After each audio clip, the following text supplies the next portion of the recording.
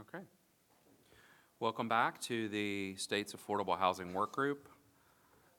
For the afternoon session, we look forward to some great presentations and discussions going ahead today, and then we'll have some public comment, and we'll be talking about the format of the workgroup's final report as well.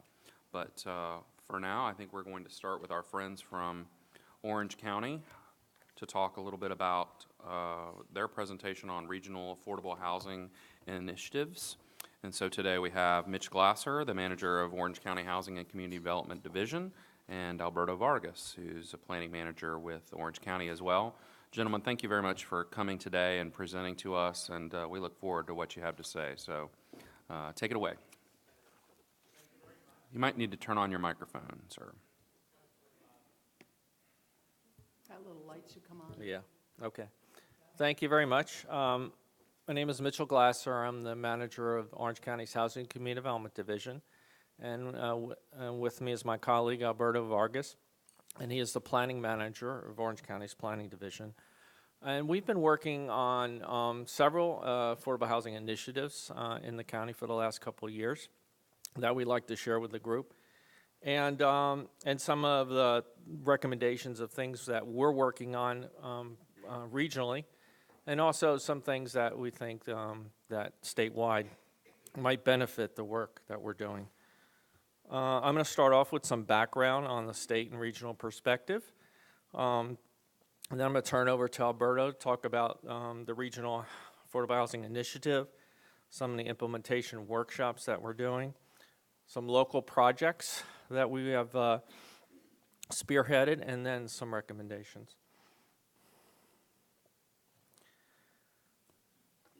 As you probably already know, in terms of state perspective, rents have continued to increase in our state and our community, while renter incomes have remained relatively flat and have only moved up slightly. And our home ownership rates have declined, and there's a very high demand for affordable rental units throughout the state and our region as well. The other thing we look at too is the demographics of the populations that we're trying to serve, and be very cognizant of the newer generation of millennials and their desired needs in terms of the housing trends that they are embarking on. So millennials like to live and work in walkable mixed urban neighborhoods. 71% of them. 50% are renters, 27% of whom live with roommates. 21% live at home or with their parents, and 14% live in multi-generational households. They're very open to creative living environments and that will make life affordable. And millennials, they want the complete package. They want Wi-Fi access 24/7. They want to be close to transportation, close to their jobs. In terms of looking at our regional housing needs, our moderate income households are seeing median home price sales prices rise quickly after the recession and starting to get to a point of being out of reach. Rents have continued to increase on a yearly basis, and in some communities, it's literally a rental housing crisis with 100% occupancy.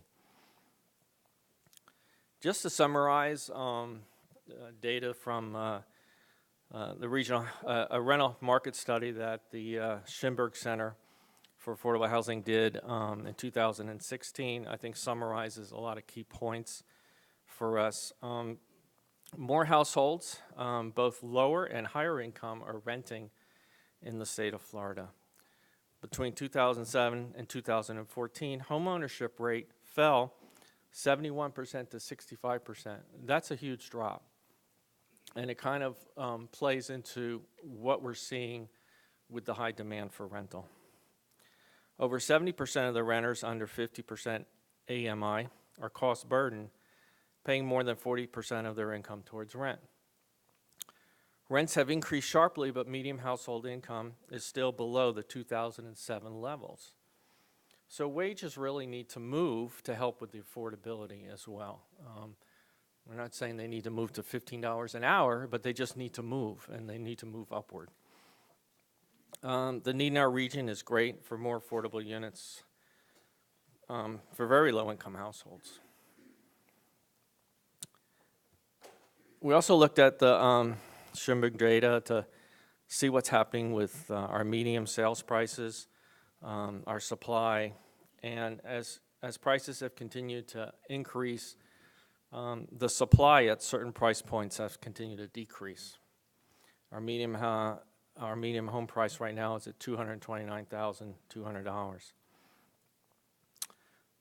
Looking at the income of some of the people that are served in Central Florida, the very low income 50% AMI is at $29,200, and they're spending 45% of their income on rent.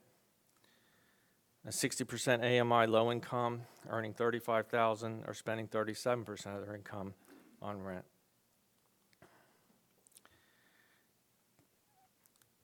One of the things, too, is we want to understand the deficit in housing that we're experiencing, especially on the rental side.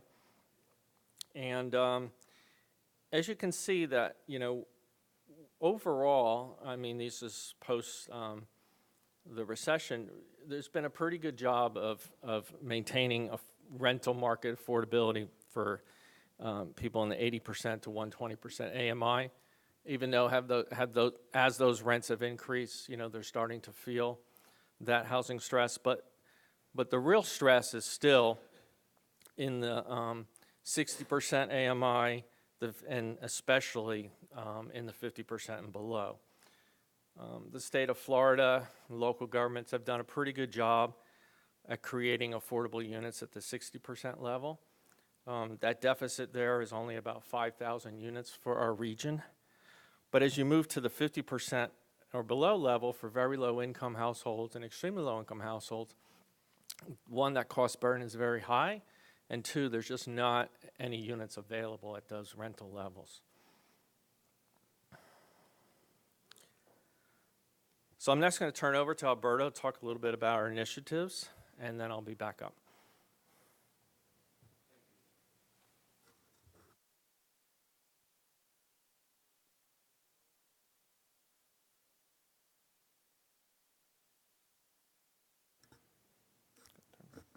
Good afternoon, members of the work group. My pleasure to be here. My segment of the presentation deals with the Regional Affordable Housing Initiative that Central Florida is collaborating on at this particular time, as well as a summary of the Affordable Housing Summit, which took place almost a year ago next month. The regional partnership composed of Seminole, Orange, and Osceola County was formed in response to the shortage of housing supply, as you have heard part of today's introduction detail.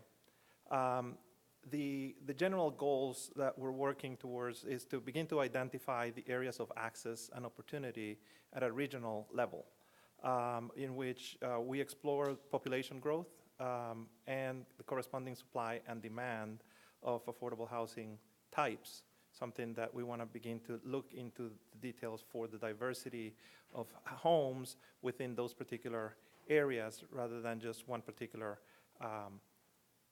type of residential unit.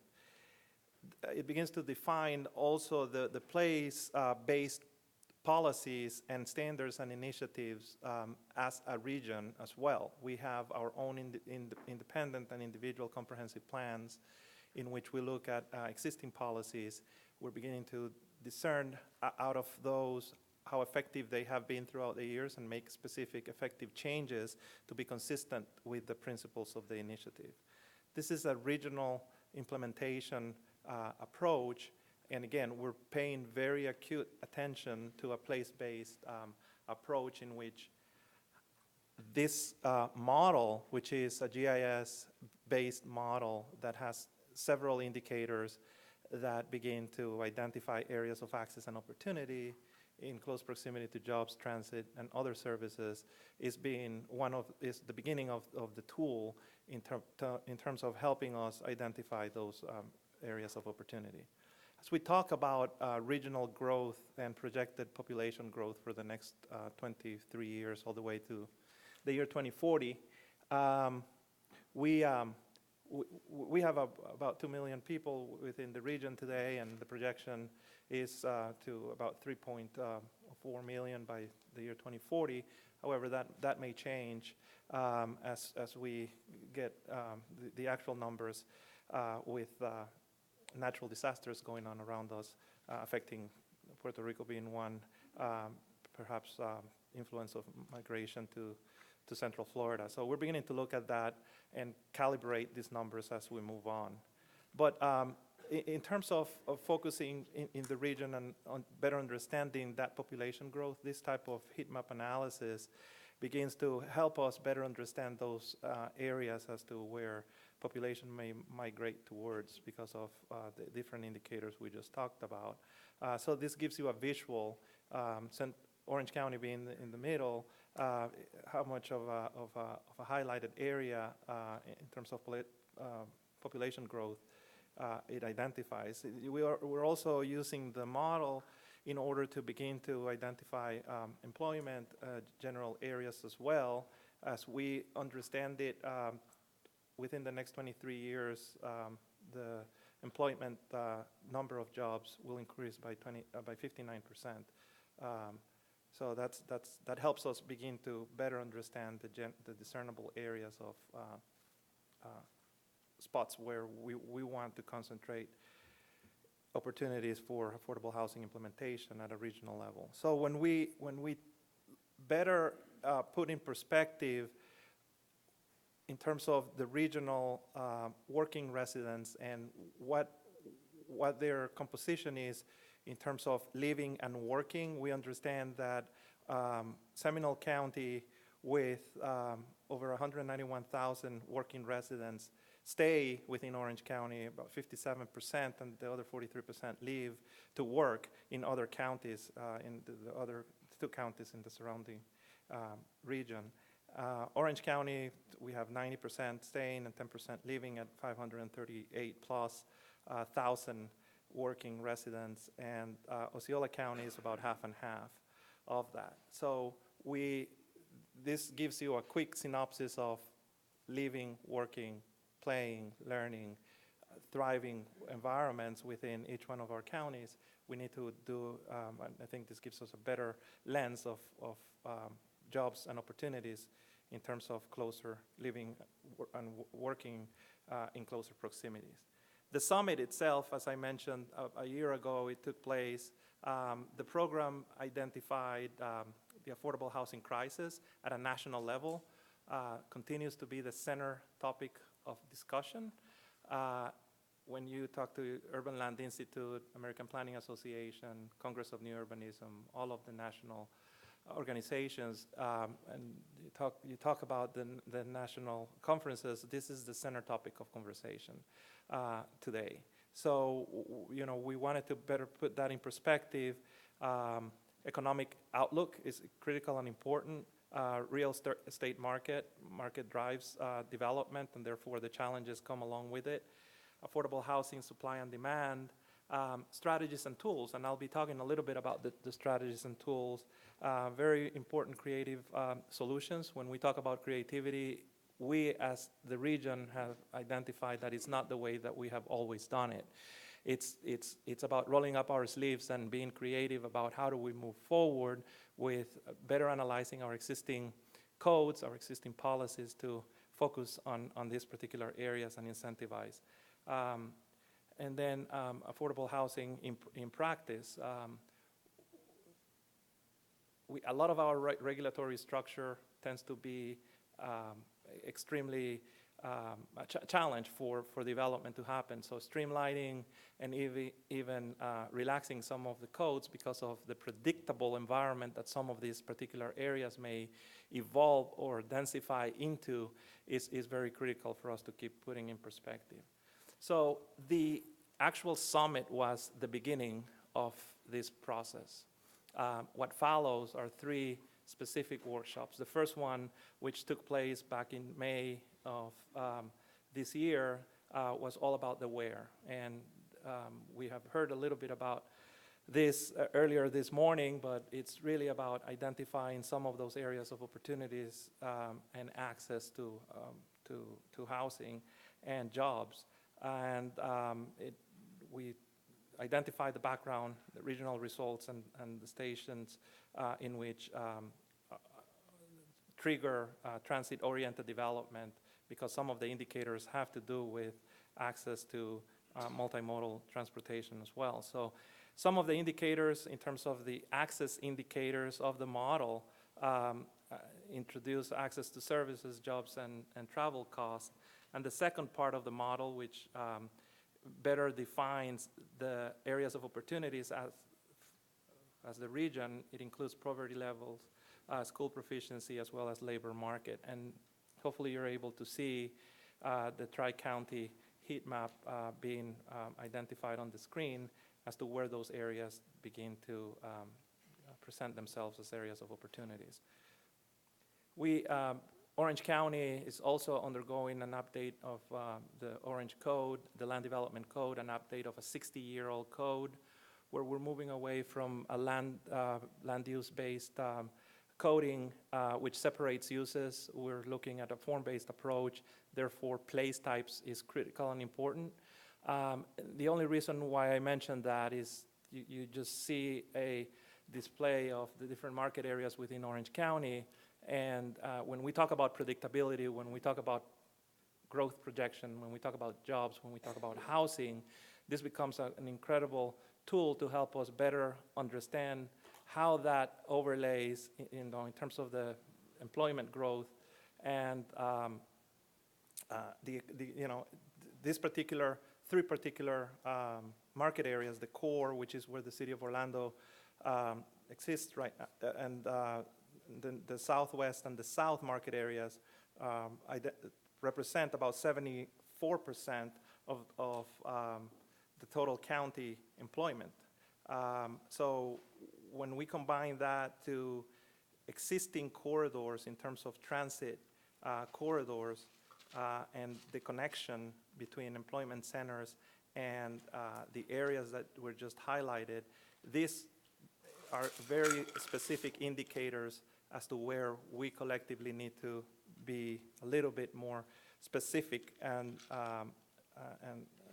pay a lot more closer attention to the areas of suitability for implementation of affordable housing. So I just wanted to take a quick snapshot of what we mean by a station area or a transit-oriented development within one of these transit zones. Sunrail, up and running. We look at how it's performing throughout the region, connecting all of these specific station areas. The one that was just highlighted, Pine Castle or the Sand Lake Road station, is the southernmost station, last phase of the stations. And when you look at what's happening north of that, the stations themselves have triggered quite a bit of development, from jobs to residential development as well. It has not just happened on their own. The different local government entities and municipalities have been creative about their coding to allow for some incentives for densification and intensification of those particular zones. So when I put this in perspective for you, looking north at the intersection of Sand Lake Road and Orange Avenue, we have a quarter-mile radii and a half-mile radii. As you know, 5-minute walk from the center of that station is highlighted at this particular time. That represents about 90 gross acres, about 60 net developable acres, in which the code that is going through the process right now of adoption at the county level, it requires some open space and green infrastructure and parking. So you begin to deduct all of those from a pro forma of potential densification and intensification of that. So transferring that to our model of accessibility and proximity, it ranked 75% and 25% of neighborhood opportunity for everything else that I have just described. So when you combine all of those, this area becomes, because of the station itself, extremely suitable for an affordable housing product. Somewhat of, if we were able to think of including affordable housing units, not a standalone project, but as this station, as you see it on the screen, which is a lot of surface parking, a lot of retention, evolves into something similar to what begins to be represented on the screen here over the years, which is in essence what's happening right now in Maitland, the health village north of downtown Orlando included, Winter Park, Maitland, Lake Mary. You see a spur of development because of the stations in terms of commuter rail. And we wanted to put in perspective the possibility to do a quick analysis of if it gets to a maximum development program in which it identifies about 165,000 square feet of commercial, 3,500 dwelling units and office, about 41,000 square feet, of office space.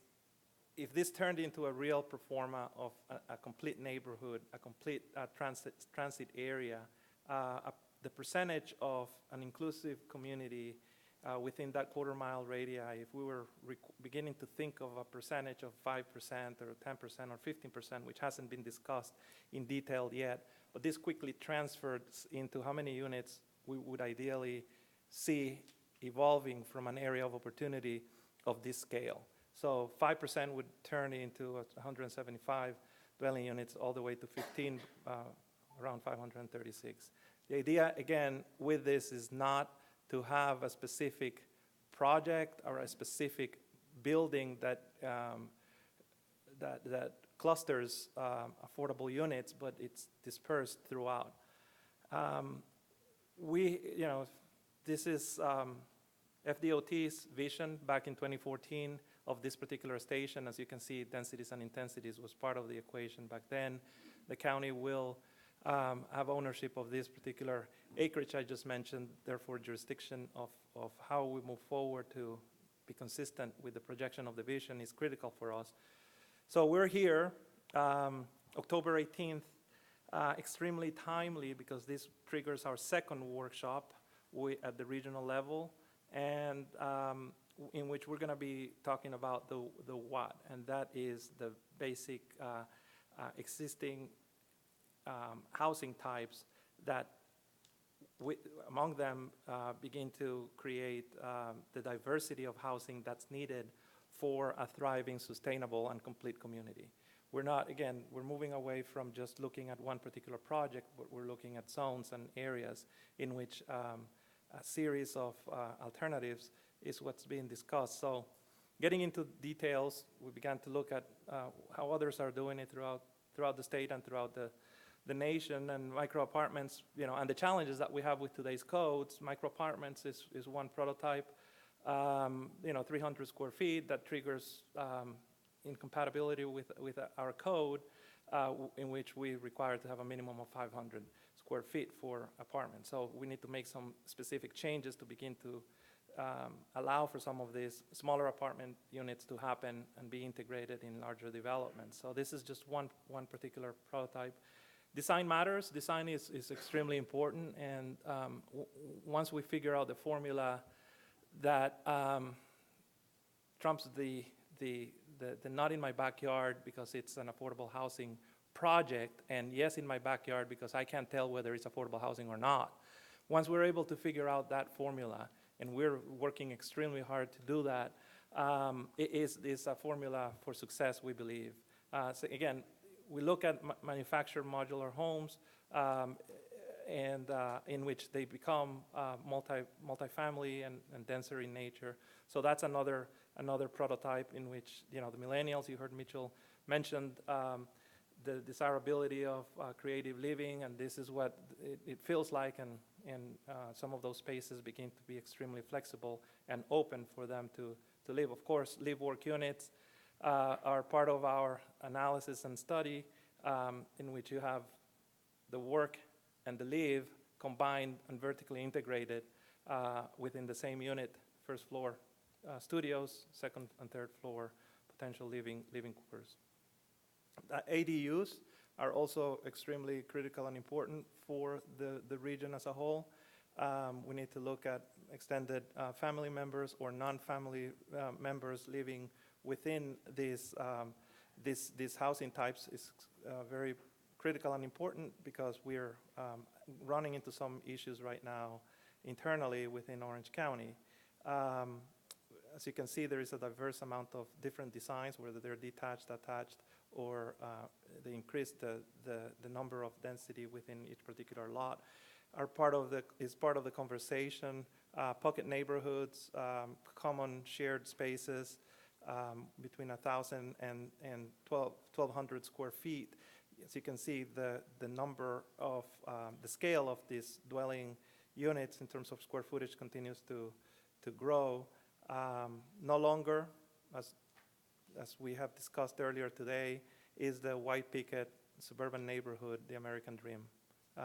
We believe that the more we're creative and we understand that the government entities are not able to solve this crisis alone, we need the development community to work hand in hand and therefore identify the incentives that are associated to make implementation affordable. Other aspects are the smaller homes, the tiny homes. We're also looking at those for specific regional implementation. So we'll close with the third workshop somewhere maybe in January or February of 2018, in which we talk about the hard part, which is the strategies, whether or not inclusive communities is part of our regional solution. Linkage fee is another specific tool that we're looking at, where you create a small percentage of linkage fee associated to commercial for residential incentives in terms of financial monetary funds, as well as community land trust. We haven't talked about community land trust in detail, but they become extremely important in terms of being able to get into established neighborhood, work with a non-for-profit 501c3, and begin to be specifically strategic about purchase of individual lots, and take the price of the land out of the equation and build a product that in perpetuity is affordable in nature. So we're looking at all of this, if in terms of detail, 99 ground lease associated to community land trust. If we care about specific communities and working with local residents so that they're able to continue to live and work within areas that are changing and evolving, especially within those areas that are highly suitable for redevelopment, is part of what we're looking at. So workshop number 1, 2, and 3 lead us towards the policies and a code update that we're currently evolving into, and we can come back and give you a quick update as soon as we're done with those. Okay. I will try to wrap this up pretty quickly. On the local projects, I'm only going to focus on, describe one. There's 3 projects there, but Nancy will have copies of this presentation that you can look at them. But I wanted to highlight this one project called Golden Point Apartments because it was a pilot. It was a pilot project that we created. We issued an RFP in the beginning of 2016. Project was completed in March of 2017. It was a total of 70 units. But we built into the RFP that you would have a set aside for homeless families that were ready to re-enter the housing market.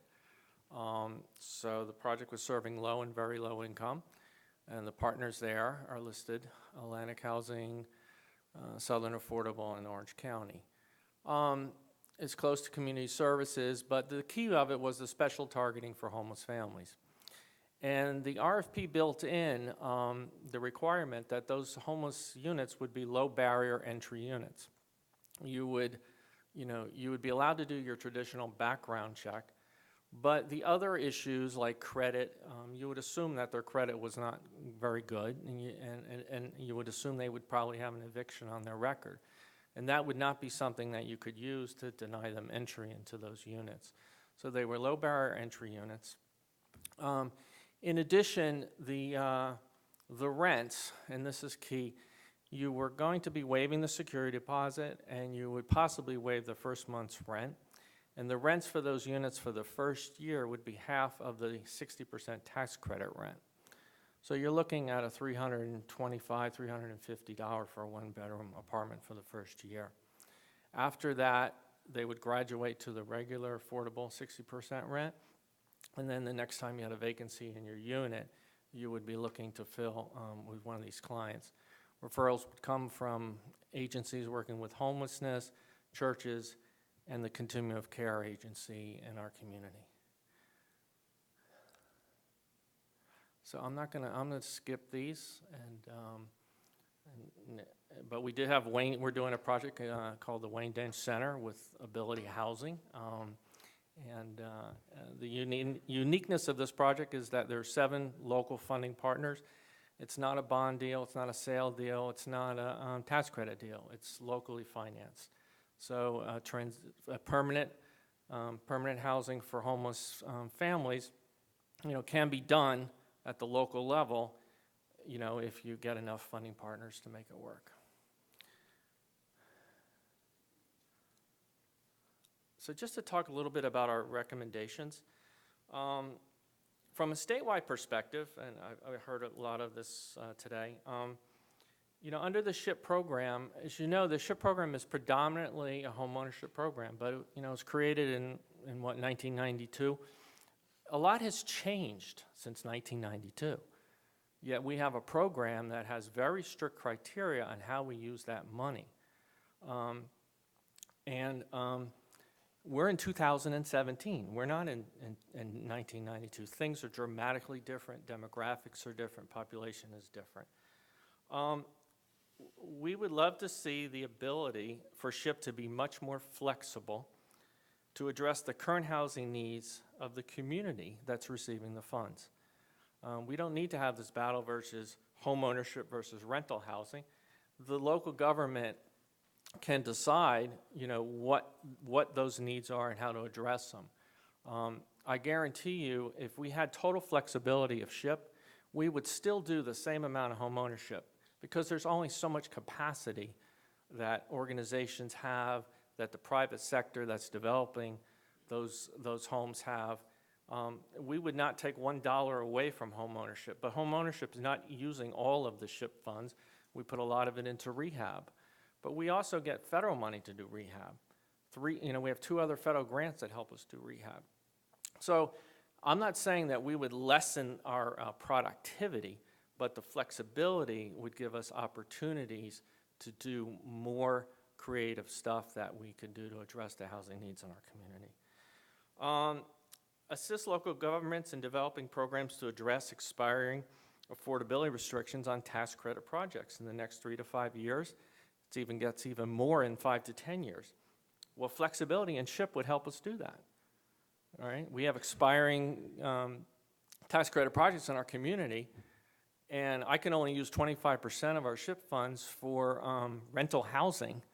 I'm not going to do much to deal with that crisis, and that's going to take some major policy initiatives to try to get those projects back online to be affordable for another 20, 30, 40 years. Impact fees. I love this subject. No one usually listens to me at Orange County at the higher levels because, they don't want to hear it. But I'm speaking to a different group today. So when I started with the county, impact fees was about $5,000 for a single-family home, and that included sewer and water connections. So today in Orange County for a single-family home, that's $20,000 of a regulatory fee before you even turn dirt.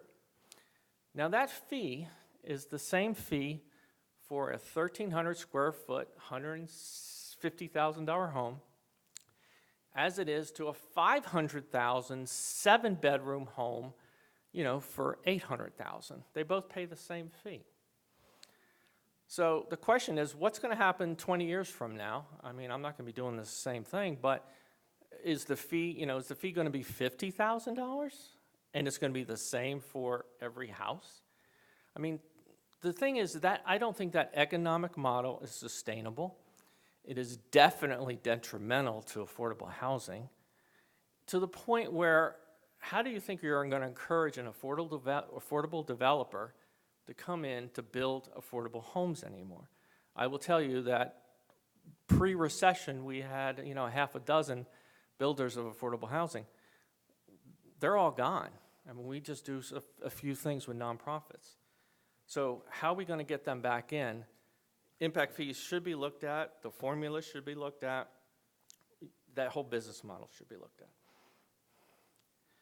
I mentioned about low barrier units. The state produces an incredible amount of rental housing through its programs. It's not that hard to think about encouraging or requiring developments to adopt low barrier entry policies to enable access to low-income households, some with negative credit and rental history. Screen in rather than screen out applicants with barriers to housing.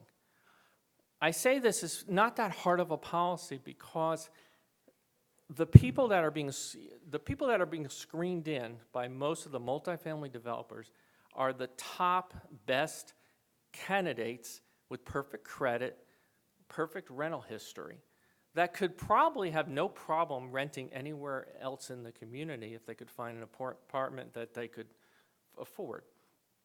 The person with some credit history, some barriers that they have, if they got into that rental unit, they will be perfectly fine tenants. They will not be leaving that affordable rental unit because they already know what else is out there. They will not miss the payment. The turnover rate will probably be very low. If you look at the number of people that get into an ELI unit, the turnover rate is very low. So it is not that difficult to do. It's not that difficult to encourage, and I guarantee you all your developers applying for 9% will come up with some very good numbers on how many low barrier units they want to do if you make it a requirement. So there's stuff we're working on the local level. We're continuing to provide incentives such as density and intensity bonuses. As Alberto mentioned, we're amending our land development code. Big thing for us is accessory dwelling units. We're working with our regional partners. Orlando is really taking a lead on accessory dwelling units and how to make it almost like a citywide policy. We want to look at encouraging infill. The other thing we want to look at is how do we allow developments on non-residential, old strip commercial malls, outdated office space. There's a ton of them. You got Amazon on one side and you got all these old commercial spaces with huge parking lots just sitting, half empty. How do we look at redeveloping those in the future and making sure that affordable housing is a part of that redevelopment? And that's it. So I appreciate it. Thank you very much, Mr. Glasser and Mr. Vargas. I know Mr. Vargas is going to stay with us here, and we'll invite the rest of the panel up to join us, please. And so that'll be Gerry and Barbara and Jennifer want to come back up too? And we have Paul Lewis over here, sitting over here. Thank you all for coming and speaking with us today. I think what we'll do is I'll start on the far left with Mr. Lewis, and if you'll give, maybe five or so minutes to talk about who you work for, what you do, and how you interact with affordable housing, that would be great. Thank you, sir. Thank you. I think my mic is on here. Yes. Yep. All right. So my name's Paul Lewis. I've been with the city of Orlando for about 30 years now. And I want to give you a little bit about my background because I've come from the urban planning game from a kind of a different angle. I actually have an undergrad in social work. And when I was up in Tallahassee, I did a lot of work with, one of my mentors was Margaret Jacks. So if folks that were in Tallahassee over the years, they've probably heard the name of Margaret Jacks. She was one of the leading proponents and people that worked in the gerontology field. Just a wonderful lady. And so her philosophy in regards to service for the community, I take very seriously. Anyway, I was going to say that this, from my perspective as coming in through the city, I've worked on basically, most of the time I've been in the growth management area, long-range planning. I was the project manager for about 10 years of the Lake Nona Medical City area for the city. And about, probably about 3 years ago, actually 3 years ago now, I was given the great opportunity to be the project manager for the Paramore Comprehensive Neighborhood Plan. For those that don't know Paramore, it's an area just to the west of the Central Business District of Orlando. It is a predominantly African-American area, very high poverty rates, and an unemployment rate of approximately 24%, which is about equal to the America during the Great Depression. And the reason I bring that up is because for a lot of my career, I was dealing with, pretty esoteric issues, policy issues, but it wasn't until I started working on the Paramore neighborhood plan that I really was able to marry some of that social work background along with my planning background. And one of the things that made that particular plan unique is that we utilized healthy community design principles that were developed by Dr. Richard Jackson from the University of California. He is also director at the CDC. He literally has written the textbook on the intersection of the built environment and health. And the couple of things that I wanted to bring out, that plan is based on about 10 different healthy community design principles, and I'm just going to mention the 3 that really come to focus for this group. We talked about increasing housing opportunities. We talked about improving access to jobs, and we talked about making education the cornerstone of the revitalization of the neighborhood. Really, and hopefully I'll be able to talk a little bit more about that as we go through further into the conversation. So that effort has been going on. We actually approved that plan in 2015, and we've been in implementation mode for the last couple years. We're doing really, really well on the education piece. We have just opened the Academic Center for Excellence, which is a K-8, or actually PS8, community school with a preschool by the Harris Foundation, the Rosen Foundation, sorry. Has a full-service K-8, has a Boys and Girls Club, and a health clinic all within one area, and it's right in the center of the Paramore neighborhood. Adjacent to that is the UCF, or downtown, and Valencia downtown campus, that will, and those 2 entities will be having a very, very important curriculum cross-hibernation or cross-pollination, which is very important, along with mentoring and all the other social things that go along with what we're trying to accomplish in the neighborhood. In addition to that, what's brought me into this particular area is that we've been working with Alberto and Mitchell on the regional side of things as well.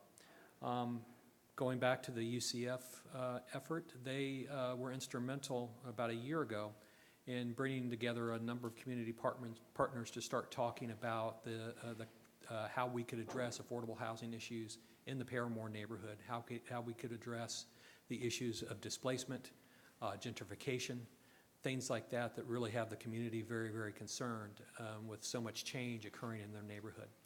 And so those discussions have led us to start talking as a group with the UCF, with Central Florida Foundation, and a number of other partners about the concept of a community land trust that would serve the downtown area. And I think everybody's pretty familiar with community land trusts and how they can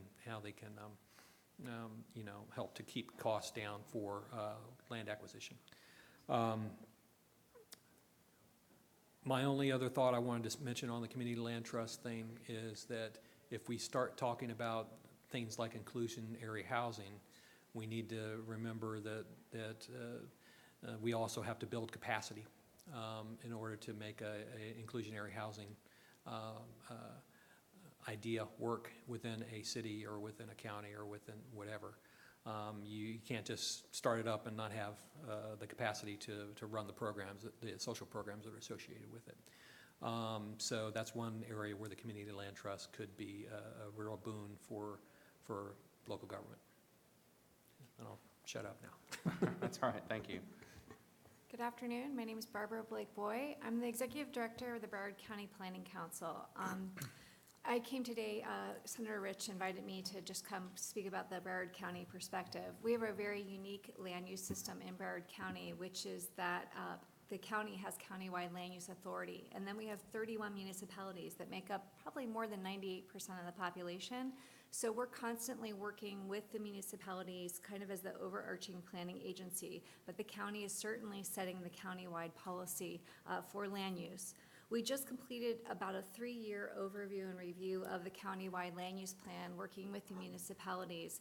And what we tried to do was refocus the plan on what are really the important countywide regional issues that the county commission would want to be dealing with. And of course, affordable housing is one of those one of those regional issues.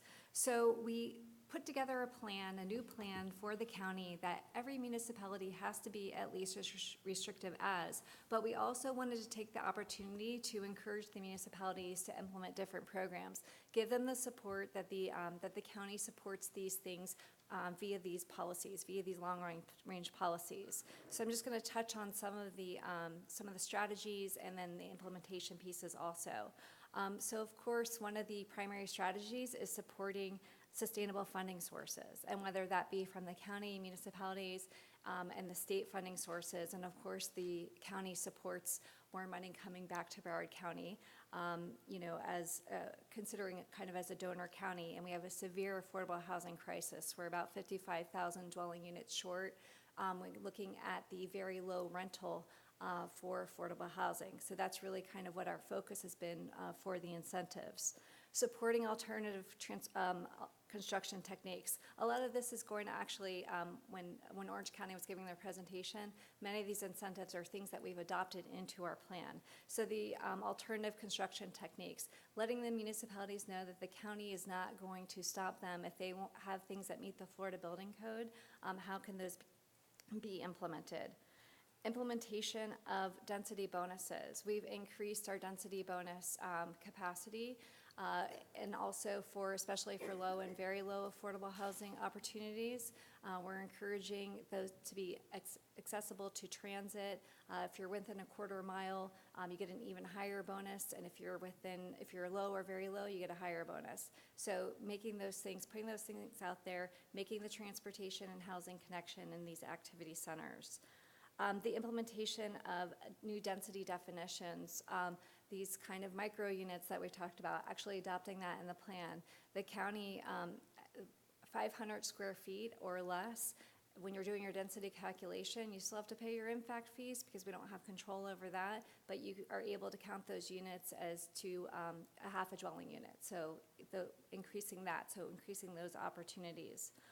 Also, encouraging the municipalities, because we are working with 31 separate municipalities, which all of them have different needs and demands. The diversity of the municipalities and local governments in Broward County, we have cities that most of their demand is low or very low, and we have cities that are providing, well beyond any of those definitions. So working with the cities to encourage them to have these programs, encourage them to adopt some of the bonuses and incentives that we've adopted into our plan and support them in that manner.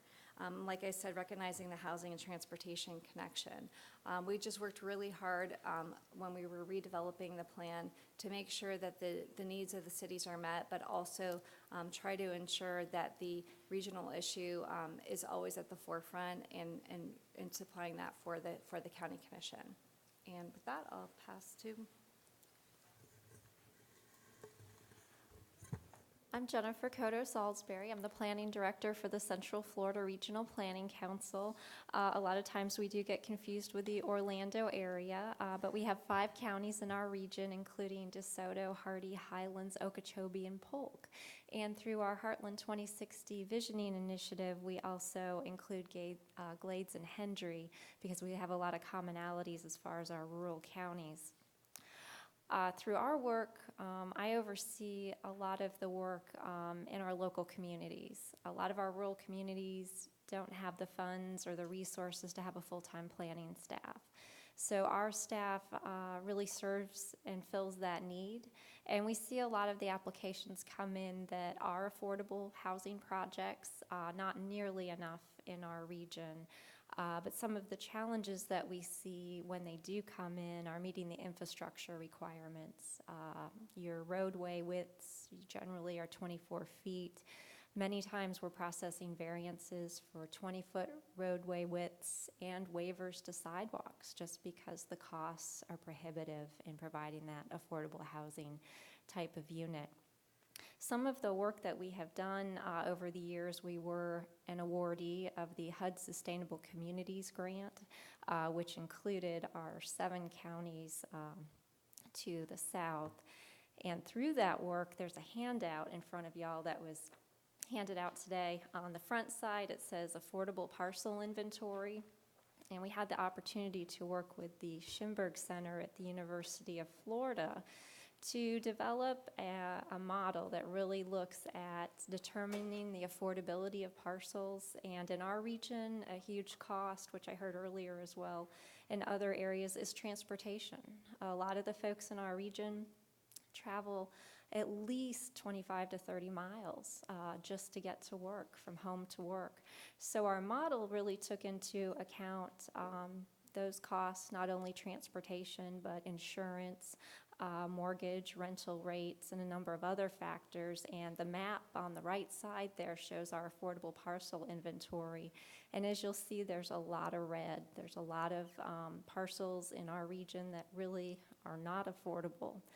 And if you turn over to the other side, we've really created with the Schimberg Center an affordable housing suitability model. And when we look at affordable housing suitability, just briefly back to the affordable parcel inventory, when you look at transportation costs and housing costs, the definition of affordable housing would then be less than 45% of the annual median household income. But on the other side, you'll see the housing suitability model really provided a suitability map in our region, and really where our urban areas are, our cities are located. That is certainly where we have been working with the local communities to really focus affordable housing efforts. The model, consistent with smart communities and smart growth, really looked at where's our health care, where are our educational opportunities, childcare, and where do we want to concentrate our new jobs and try to reduce that transportation cost as well. Right now, in DeSoto County, for example, the housing cost with transportation is more than 52% of eating up folks' annual income. So this model has been very, very helpful. We had an affordable housing working group, which were really the planners and a lot of the city managers in our region. So now we are working with those communities to update land development codes to address not only infrastructure, but the challenge of incentives for bringing more affordable housing to our region. And it certainly is a challenge. We definitely have a lack of, we have a big need for housing altogether, but then affordable housing, including affordable senior housing as well. Thank you. Good afternoon. Good afternoon. I'm Gerry Lopez. I am the Director of Redevelopment and Economic Opportunity for Manatee County. I started about a year ago, and they brought me in to start a new department where we were trying to blend in our economic development programs with our community development programs in a very much a place-based location more of our older urban areas of the county. What the county found out through a study that they did called How Will We Grow is that it was costing them a lot more to provide infrastructure going out to the east than it is to be able to provide more housing and jobs more towards their older areas. So that was the thought process behind creating the new department, plus it gave us a lot of opportunity to blend a lot of the different components of economic development and jobs near using our community development programs for housing and affordable housing, again, in those locations. Affordable housing is a major initiative for the department, and we're looking at regulatory as well as financial incentives to be able to help increase our affordable housing stock, which is a very important piece. You had a lot of background on the Schimberg study, so that all applies to us at Manatee County. But one of the things that we were looking at is what I call the big A affordable housing and the little a affordable housing. So the big A are all the programs that we're all very familiar with, our SHIP, our CDBG Home, et cetera. And there's clearly not enough money there to do what we need to do for the need that we have. So we were trying to brainstorm what we could do to try to encourage more of that little a. How could we encourage developers of affordable housing to come back? We had the same experience as was described with Central Florida and Orlando, that we had a lot more developers before, and now we only have one that's doing any kind of single-family housing. And one of the main barriers that we heard about was impact fees. And before the school board had lessened their amount, that actually had gone down to zero, but recently all of those have gone up. So now our impact fees for a new single-family home is about $16,000. So that was clearly a barrier to try to keeping our costs low. So we created a program that was actually just approved by the commission in August that we called Livable Manatee, and it pays 100% of all of the impact fees for that affordable housing unit. And we're trying to encourage more of that mixed income. So and it's both for home ownership and for rental. So on the rental side, it's a minimum of 25% of the units as affordable, up to a maximum of 50%. That's all we will pay. That doesn't mean you can't have any more than that, but that's all that we will pay. And on the single family, we are encouraging a lot of infill, clearly, because we want to encourage more of that on the redevelopment side. So any kind of infill, each single family home. However, if you are doing a new subdivision, if you're doing more than 18 units, then there we do want to encourage, again, 25% is good, but no more than 33%, because we want to encourage that mix. But for just those affordable units, we will pay 100% of all of those impact fees. They established a fund with part mostly general fund dollars. So this is completely separate from all of our other affordable housing grants. In addition, so this is more of a financial incentive that we're working on. On the regulatory side, we have been doing a lot of work on our land development code, and one of the focus areas is what we call our urban corridors, and that was also approved just in December. We're there if you do have availability for density bonuses, so if you do affordable housing, then you get extra bumps, and you can actually get a lot of extra bumps there. We're not they're still a very conservative community, so they're still very much afraid of height, so we're not quite to where Sarasota is in terms of height, but they are allowing, if you do a good amount of affordable, up to 40 units per acre, which for Manatee County is incredibly significant. Again, this was just approved, so my job right now is to be able to market these programs. The third piece that I wanted to mention in terms of tools that we're looking at is that Manatee County created a home rule tax increment financing district. So it's not a Chapter 163 CRA TIF, but a home rule TIF. And right now, I'm in the process of creating that plan. And there, we can use that to encourage affordable housing, but also to provide some of the infrastructure that may be needed to try to do that. So we're in the early stages of seeing if all of these programs work, but we do want to encourage more tools in our toolbox. I completely agree with all of the comments about the SHIP and the flexibility. We are seeing a lot more demand for rental housing, and that's been a little bit more difficult to do. We would like to see explored at the state level, at least either the waiving or just having those discussions about the impact fees. Because right now we are paying for it, so I don't know how much that's going to last. I'm hoping maybe about 2 to 3 years to give us enough time to explore additional tools, whether it be the land trust or what have you. So we would like to see that part, as well as we are a very high growth county. So right now we are in a medium-sized county and had very lot of difficulty with tax credits and trying to get projects into our area as well. But I know that's the same for everybody. So thank you for the opportunity. Thank you, Gerry, and I know we've already heard a little bit from Alberto and look forward to the discussion. I think we've got a very, pretty diverse panel here. We've got a large city, a large county, another large county, and then someone representing kind of the small counties, and then a medium, high-growth county as well. So we've got a pretty good diverse group of panelists here. At the back of your tab 3, we've got some, Nancy's kind of spurred some thoughtful discussion and open it up for questions and discussion with the panel. Okay, the chair will go first. Again. Okay, yep, Hannah?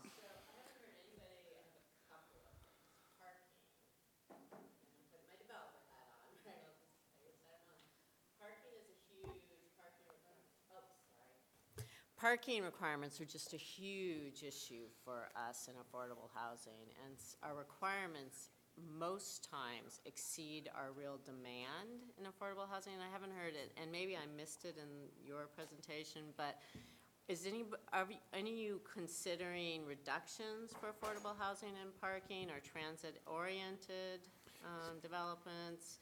I mean, that's just, it's a big deal. Parking is very expensive for us to build, or it ends up being a waste of land that we could be using for density. I'll second that. I know Yes. that I've toured, I believe, one of Ability Housing's developments, and because of the folks that they serve, it's an empty parking lot. And so, anyway, I'll just second that. Yeah, it's just, I have areas that I've built in where they really do the reduction in parking, and that's great, but I've had other communities that we've built in where I just have a sea of parking that I feel like I should rent out, or, do something. I won't tell you guys that, but. I can speak for Orlando. Yes, Yeah. we're definitely, we've actually done projects that had reduced parking criteria, primarily in the areas around our Sunrail stations, and then even in, I believe, an area that's not quite where Sunrail is, but it's along our premium transit route in the if you know the area, the Lake Eola South neighborhood in Orlando. So we're still tinkering with that, because what we found is that we had one project in downtown Orlando that was within 200, 300 feet of Sunrail Station. They got a reduction in parking, and they have a parking problem. They don't have enough parking spaces. So we probably reduced it too far. I don't know exactly what the percentage was, but I think we're around 40% reduction, somewhere in that range for that particular project. And it ended up being a little bit too much of a reduction. It was an affordable project. Oh, yeah, it sure was. So it was, but definitely, as we're going through this process, we're definitely looking at that. We're looking at that in relation to micro units as one of the kind of the hot topic of the day in our department are the micro units. There seems to be more pressure for those for that particular market coming in, but we're definitely open to it from our perspective.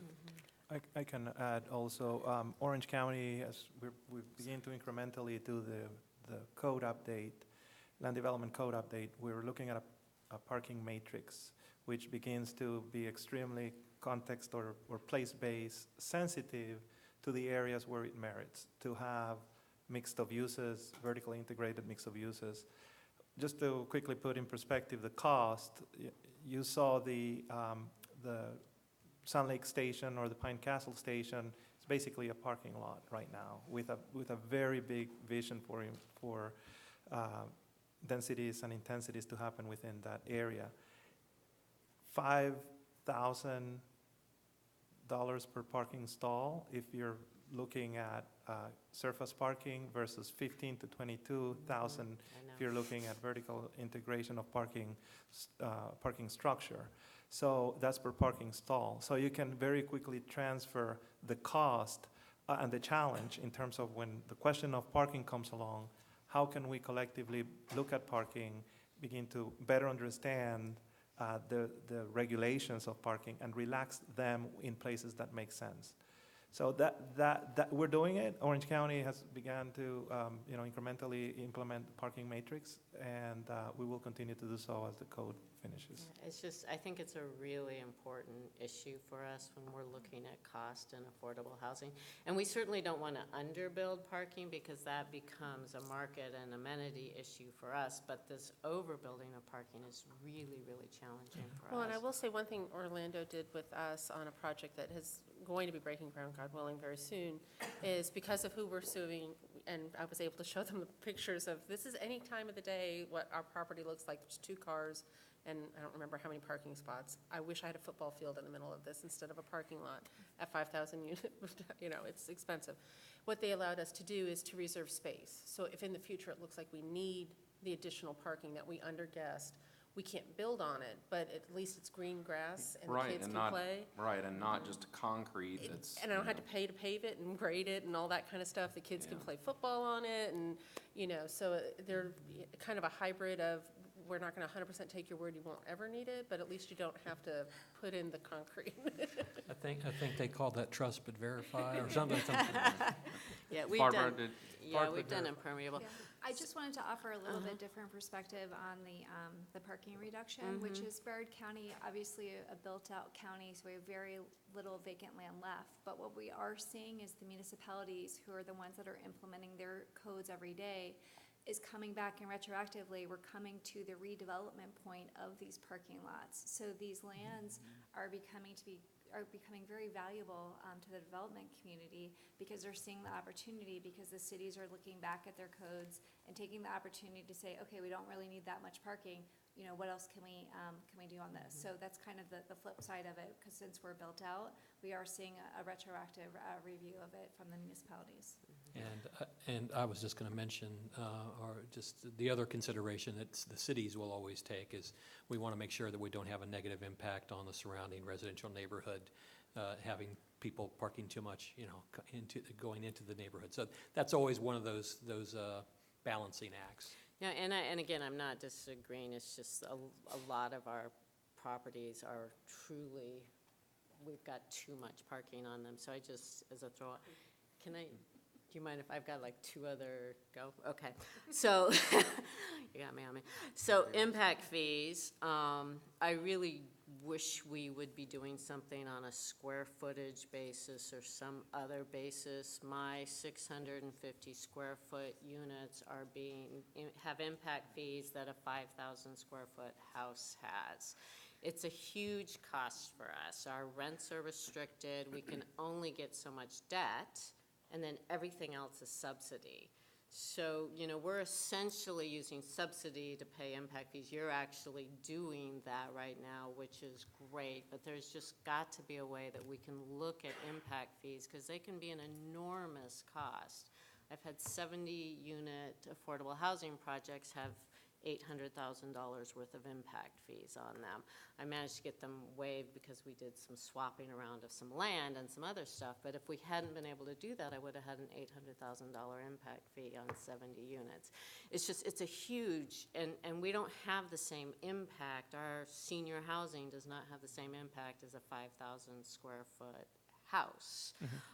So I just think there's got to be something, and I'm not savvy in this area at all, but something we've got to be able to do on a legislative level or a local level to deal with impact fees. So I appreciate folks bringing that up and realizing what a huge burden that is for us.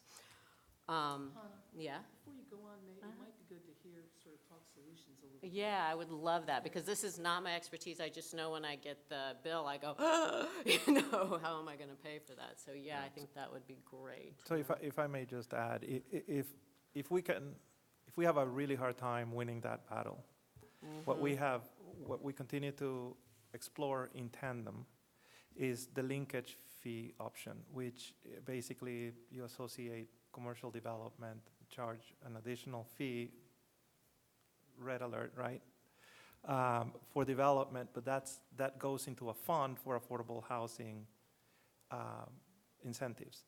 So if there is a way that the formula begins to allude towards identifying the specific impact fees that are imposed on development, and then subsidize some of that with this linkage fee fund, is a way to begin to remedy that process. So we're beginning to look at that as well. Alberto, could you just, for anybody who might not know, could you just really briefly describe what a linkage fee is? Yeah, so linkage fee is when a local government or municipality establishes a fee structure for commercial development within a specific area. It could be within a community redevelopment area, or an area of access and opportunity, as we're calling it. It directly associates per square foot of permitted commercial development, submitted set of plans, let's say 25 cents or 10 cents for every square feet, and it goes into that specific fund. And in Orange County, you all are looking at that for affordable housing incentives? Correct.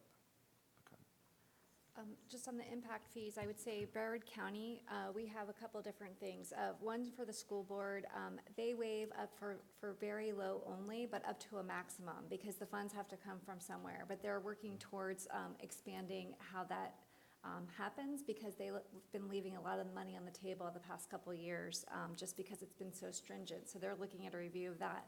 And then Broward County waives impact fees for very low and low affordable housing, for transportation and parks and all the other things. So those are waived as long as you fill out the application and make sure it meets all the criteria.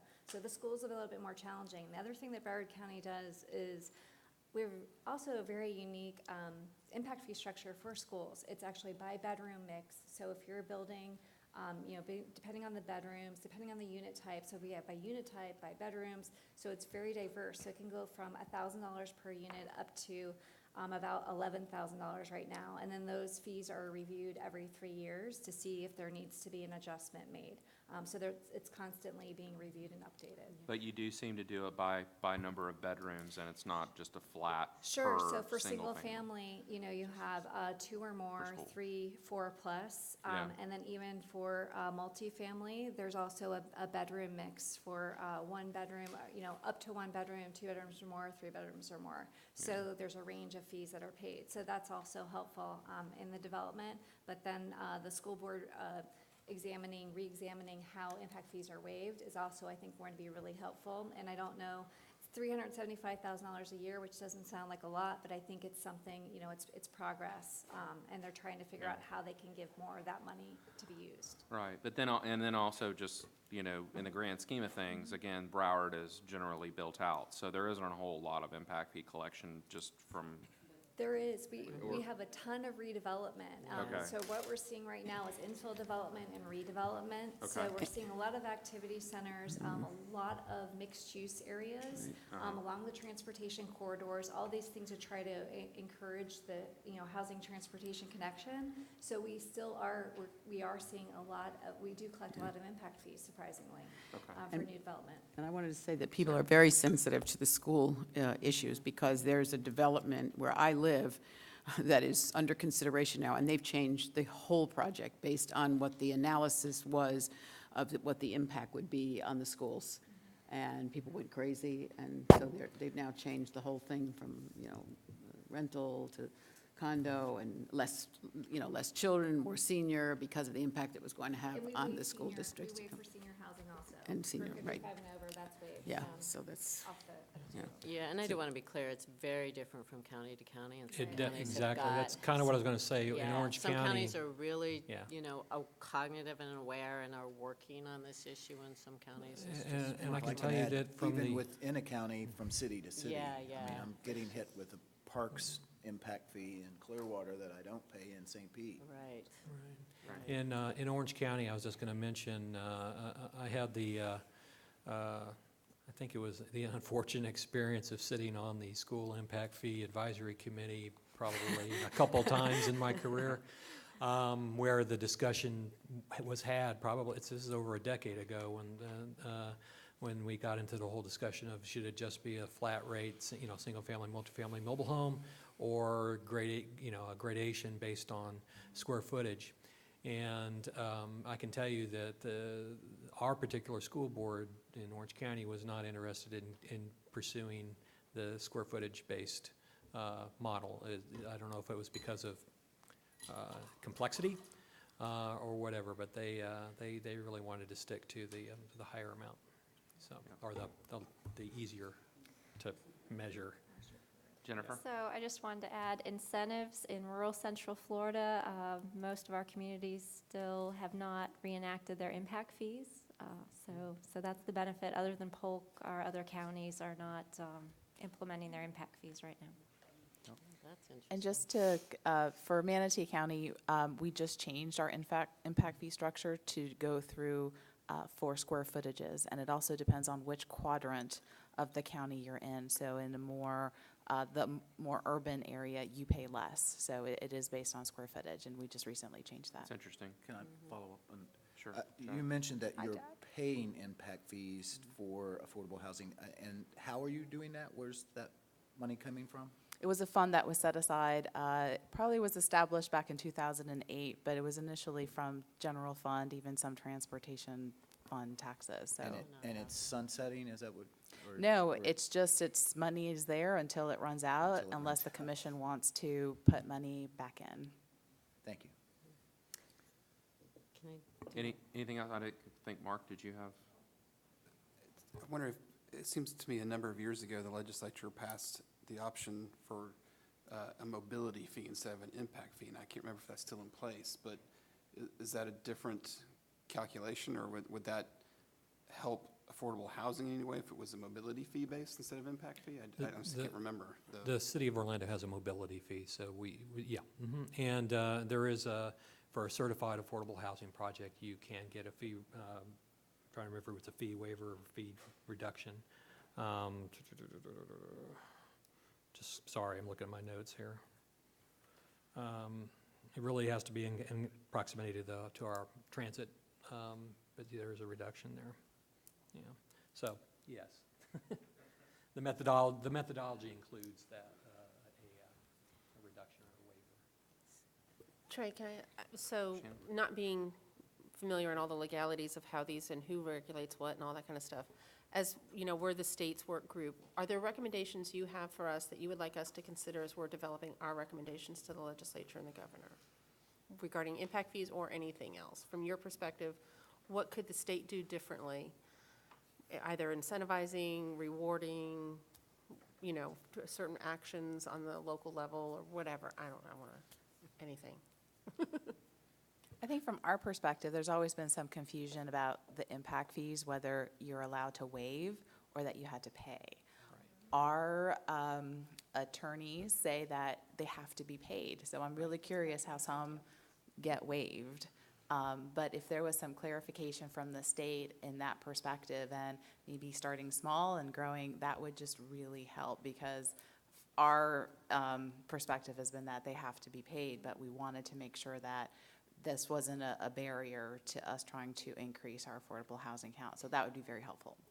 Okay, and we can take a look at that. I've been in and out of impact fee world. I remember Governor Bush's task force on impact fees probably in 2002 or so, and I think we can look at that and see.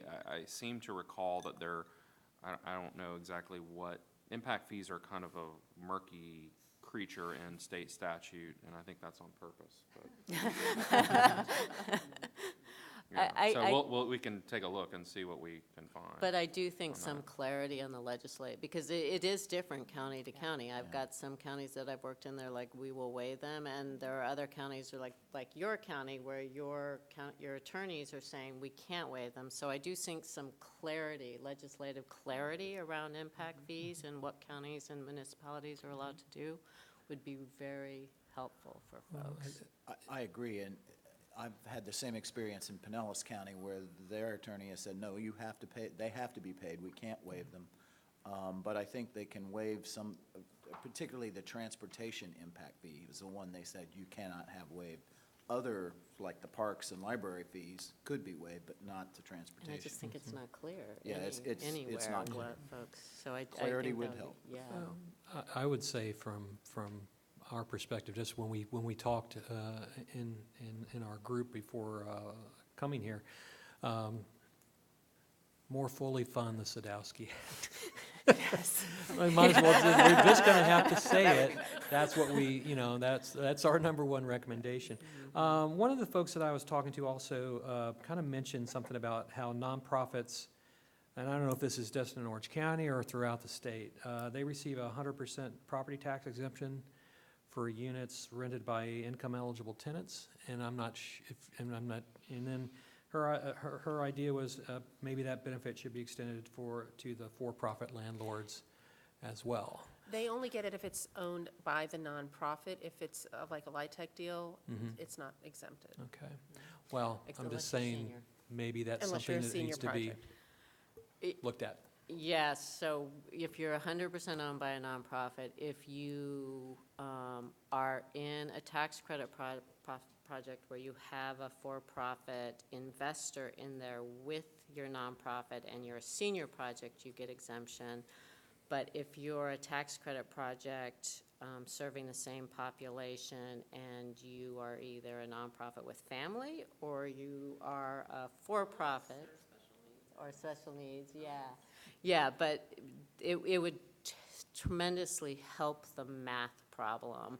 And it would help the math problem as well, because every time we do a pro forma at the beginning of a project, you're guessing at your taxes 2 years down the line. And if you've guessed wrong, that impacts the debt, that impacts a whole lot of things. So clarity around property tax or full exemption for properties with Florida housing laws on them would help us tremendously in the math problem.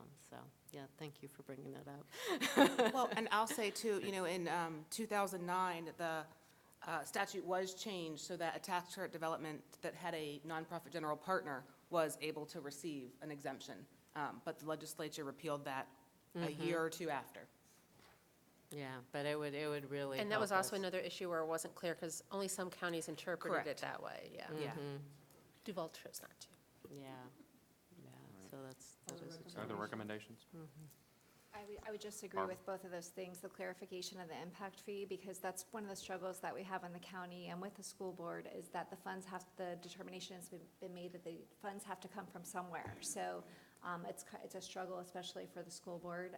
That's why they've set aside the fund of money that they have. I'm not saying that school fees should be waived, but if they were able to come up with some more creative opportunities to be able to provide that for affordable housing developers, maybe that would be helpful for them. And then, of course, the Sadowski funding, the Broward County certainly supports. Jennifer, do you have any thoughts from the small county perspective? I would definitely agree with the comments made. At some point, you will see our rural communities go back and reinstate their impact fees. So I would just echo the comments. We do have some challenges with the low-income tax credit housing grant applications, probably offering greater opportunities there. I think we see that as certainly a great opportunity, but also challenges as well to reach that goal. Okay. Can I ask Jennifer a question on her map real quick, actually? On the affordable parcel inventory, there's reds and greens right next to each other. Is it unaffordable because it's already densely populated area or built up, or what makes something unaffordable compared to affordable? Or is it just the way where the population centers have developed? It is a lot more with the population centers and how they've developed, where a lot of the green is, for example, Northern Highlands, and as you head down a little bit, that's Avon Park and Sebring. The green areas are actually where we have our most urban services. We don't have any transit in our region. We're actually doing a transit development plan right now and a study, but it's a very challenging topic in our region. But where you see some of those green areas, we've actually had very successful affordable housing and SHIP and CDBG projects. But then you'll see like red at the very north of Polk County, that's actually just outside of the Avon Park service area and really out of reach. You end up between Avon Park and Frostproof. And a lot of the folks in that area actually drive all the way over to Wauchula to work every day. So it's just kind of an anomaly of how those go. And then on the east side of Sebring, it's exactly that. You're outside of the services areas. And a lot of our community assets and our hospital are closer to the green area. So those different considerations, especially those urban services, are more in those green areas, even though at this scale they look a lot closer than they are. And may I also ask, do you find that the small county RFAs are of benefit to competing for the funding that's available? And I apologize, what is an RFA? Oh, I apologize. Request for application. Oh. There's oh. three. Like you brought that up a little bit, but you didn't. There's three tranches of, I guess, what can be offered, and the small counties get to compete, I guess, what they're able to do instead of competing against the large counties. So I didn't know if you'd had any experience in that area. We have not. I know our counties do that. We contribute to the data in their applications and things for the funding, but I can't answer that. That's okay. Thank you.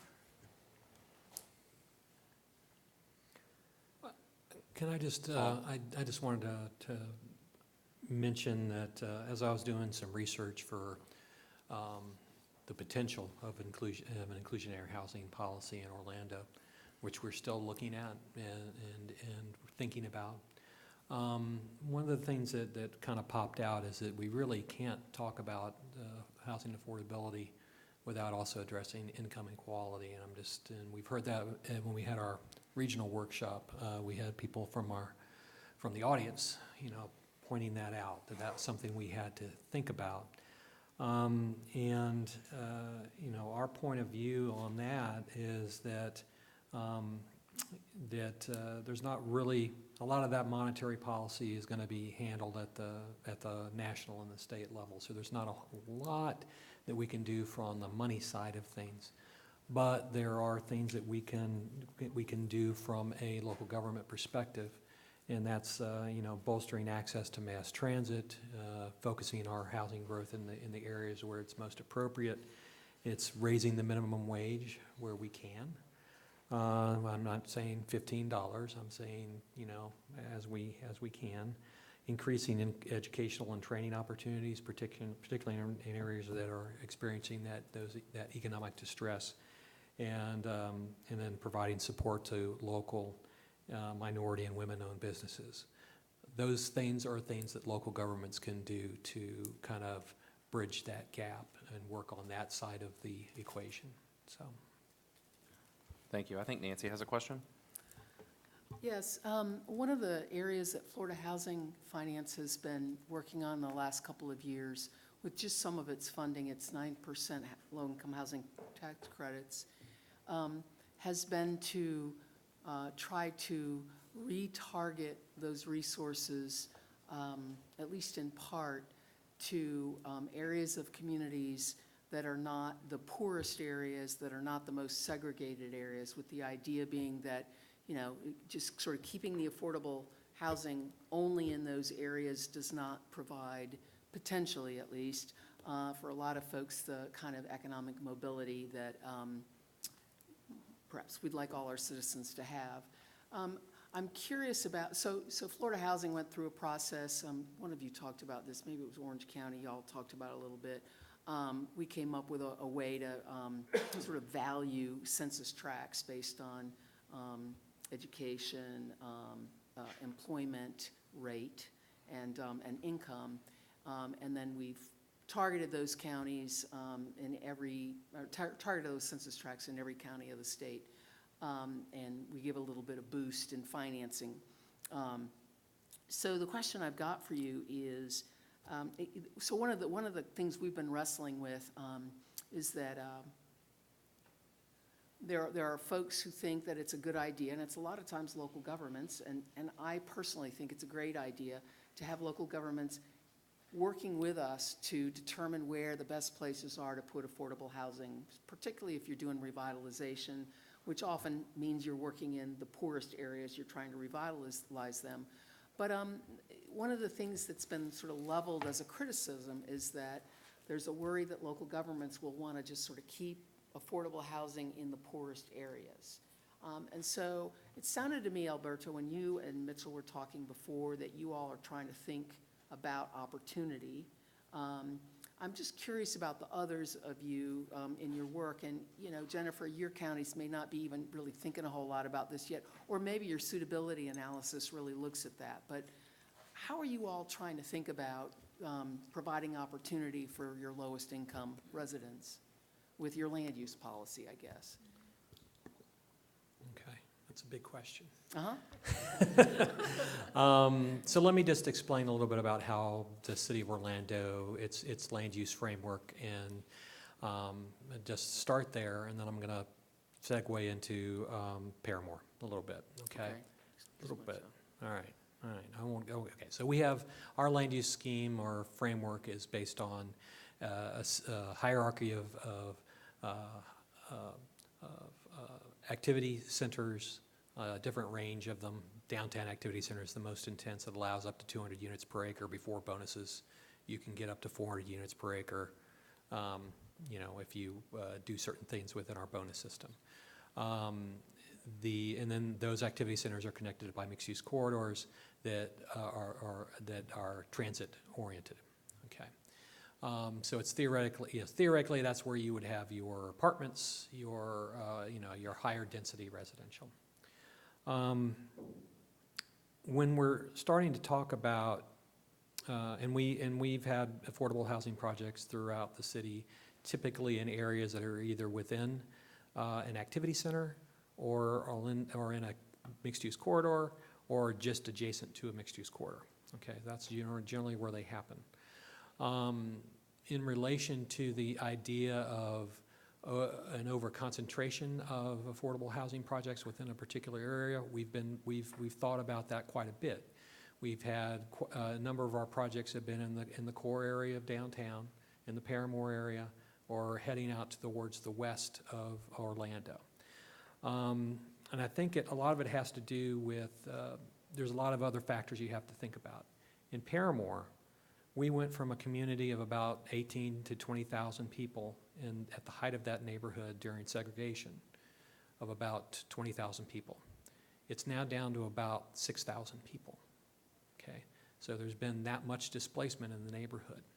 And as we were going through our planning efforts, we realized that the only way that we were going to be able to revitalize that neighborhood was to bring more people in.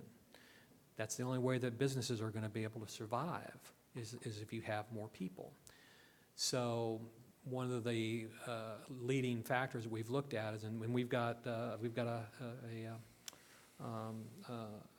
9% project that just was approved this year, the Paramore Oaks project.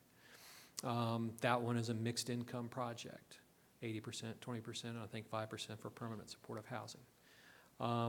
And that's kind of been the model that we've been trying to look at, is making sure that when we bring projects in, that they're mixed income. And that's kind of what, when we look at that, the Paramore area, we understand that there's a greater percentage right now of, subsidized, or what do you want to call it, housing. But there's also going to be a great deal of additional, right? I think the number we had is about 20% of the housing stock in Paramore is income supported somehow, okay? But we're going to have so much growth and associated with our creative village and other things like that, that percentage is actually going to grow for about, because of the projects we have online. But then as the other market rate units come online, it's going to go back down again. So we think that by about 2035, the percentage of income or subsidized homes or units in the neighborhood would be about the same as it is today. So you have to allow for that market fluctuation as time goes on in that neighborhood. I know I'm kind of rambling a little bit, but it's not something that we haven't just ignored. It's a real issue. The reason why we kind of pushed for that particular project was it was CRA-owned land. We need to get more people in the neighborhood to stabilize it, to stabilize the businesses, to stabilize everything in the neighborhood, to make it more safe, because we have you have the broken tooth syndrome in the neighborhood, where you have a lot of a lot of vacant land, and that's a real issue. So anyway, I'm not sure if I answered your question, but. For us, when we were looking at where the applicability for our livable Manatee incentives were going to go on the rental housing, we went back to our comprehensive plan, and there the goal overall was within a quarter mile of a transit route. So all of our incentives only apply to those that are near the amenities, so services and jobs. So that's why we're looking at all these in terms of our spines, and we're very lucky in that for us it's US 301. It's pretty much one of our industrial spines, and a lot of our low-income neighborhoods are on either side of that. So we're trying to make those links and that connection between jobs and housing, so that we're trying to encourage some of these and we have some vacant land in that area that, even though it's perhaps zoned industrial, to try to change some of that, even though from an economic development perspective, you want to hold on to that, but some are less desirable than others. So having that analysis done from a land use perspective is very important to try to link the jobs and the housing, and that's something that we're trying to do with our land use. So we are still trying to keep it to those corridors and near the jobs and the amenities. So we don't want it out in the boondocks somewhere. We want it closer to where people are going to be. So that's our lens and our thought process as we're going about what projects we want to be able to attract. I just wanted to add one thing. This is more of a personal issue for me than as opposed to representing the city of Orlando. I'm a little bit concerned, or not a little bit, I'm somewhat concerned with some of the senior affordable housing projects that are being built, and I'm thinking region-wide at this point. I see a number of them being built in areas that are not particularly close to transit, very isolated in kind of where they're located. Basically, the folks are being, well, they're basically forced into an enclave, and it just seems like there's very little opportunity for them to walk or be part of anything else. So I don't know what the answer is, but I'm concerned that we're creating a population of older folks that are isolated because of that's the economic model for that particular form of housing. Other question? Julie? I have a question for everybody. You know, it's been great to hear all of the different perspectives from the different local governments here, ranging from the small to some of the larger, or from the smaller to some of the larger. And, you know, what I see is a lot of capacity, a lot of understanding and knowledge at the local level to figure out how to make this work specific to your community needs and your specific circumstances. And as I kind of evaluate and listen to all the things that you're doing, I think about my role from a community development perspective at the state, and how we can best be supportive of local governments and their efforts to do things like this. And so that's what I have, that's really my question to you is, from a community development perspective, we have community planning and growth within my division and within our agency. And is there something that we can do to be supportive of local governments in general, those that are making good, those that are doing great things like this, and then those that maybe want to but just haven't taken those steps?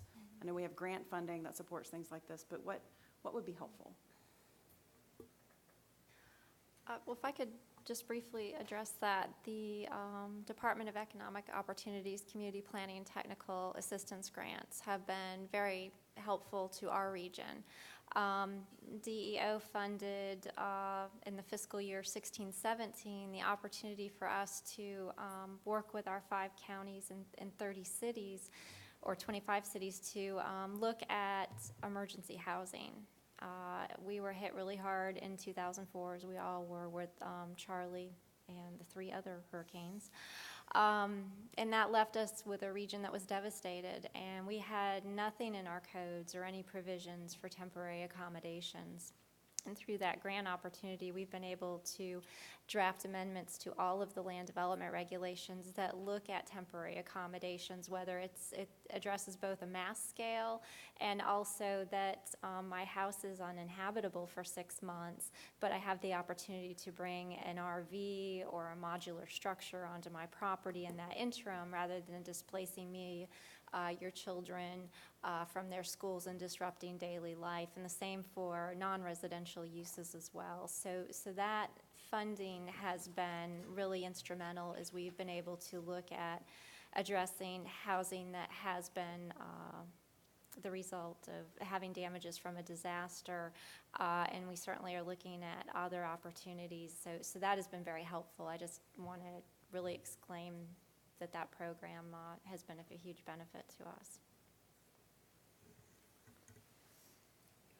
I would like to echo that as well. Orange County continues to pursue opportunities in terms of grants through the Department of Economic Opportunities. And just to be specific about the area that you just saw in terms of green infrastructure, as we talk about sustainability, as we talk about complete communities and complete neighborhoods and roads, being able to have access for either soft costs, meaning consulting fees, or hard costs in terms of infrastructure investment into turning around a more of a suburban environment in terms of infrastructure conditions into a more urban and, more importantly, sustainable environment is critical. So we're continue to pursue that, and I think we have gotten a great reception from your area.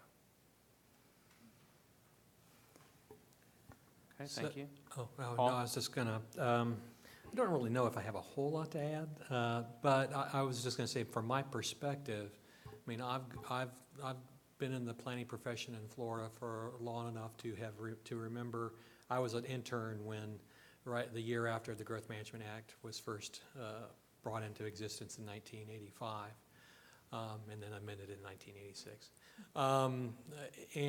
So I've lived under the regime of, the Growth Management Act with very, very, very strict guidelines for what goes into your growth management plan and the data analysis that had to go into it and all that. And then the changes that have occurred over the years, kind of culminating in the Community Planning Act and in the acts that kind of loosened the reins on developments of regional impact. I'm definitely not advocating going back to anything like that, but I think where the state can help us, because I'm looking at it from the big government or the big local government perspective.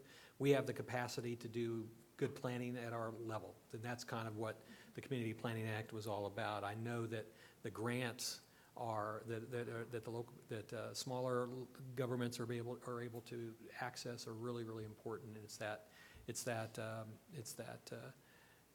growing the capacity for the smaller local governments, I think, is really important from a statewide perspective. So I support keeping on with the grants. The only other thing I can think of is that from a state perspective, just like today, we're talking about a very, very important issue. If we can get additional guidance maybe from the Department of Economic Opportunity, maybe a little bit better communication between locals and the state on what the state's looking for, from that perspective. And I mean, it's not just affordable housing, it's whatever it is. I remember we used to do, and I'm sure you still do, technical papers and things like that helps with best practices, that type of thing. I think that's always helpful. That was going to be my recommendation as well, is sometimes we have so much information that we're going through, having either a template that we're looking at or best practices, or generally these are somehow other places do this, is just very helpful in thinking of our strategies and what we need to do. Great. Thank you all very much for coming today. We're going to wrap it up for this discussion and move into a short break period and allow the folks to reload the tapes and all of that. But I just want to thank every one of you for coming and appreciate your time and your presentations today and facilitating discussion with us. So thank you. Thank you. All right, so we'll meet back here at 2:45.